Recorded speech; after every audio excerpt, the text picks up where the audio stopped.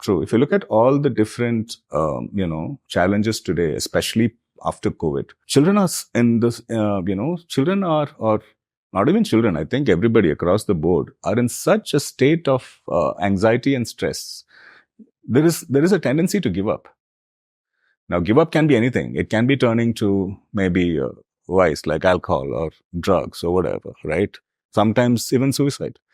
Why is this? Because they're not sure what to do. They're afraid of what is in the future. That is only because there is so much of confusion created, so much of frustration created.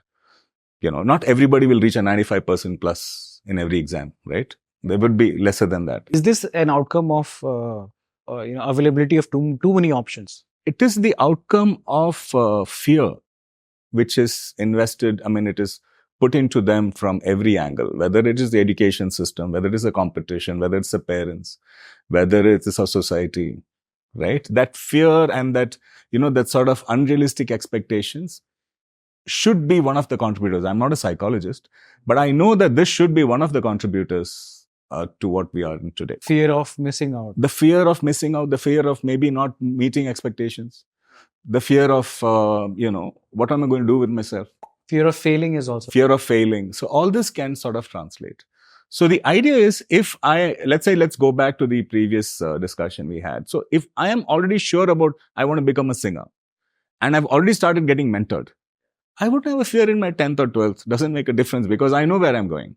And that talent is already mentored, right? So I'm very clear about what I want to do. The problem is you start looking for a career just based on academics at the end of the 10th standard. True.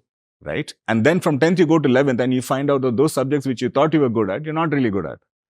By the time you choose a college, you don't know what's the outcome because most of the colleges are not aligned to industry. Industry is changing so fast that the syllabus you're learning in college has no connection with the market today. You take engineering, you go out for a job. They say, we need experience. How are you going to get experience when you just come out of the college? If you look at placements, right? The placement has to be what we call gainful employment. The placement should be of what you have studied.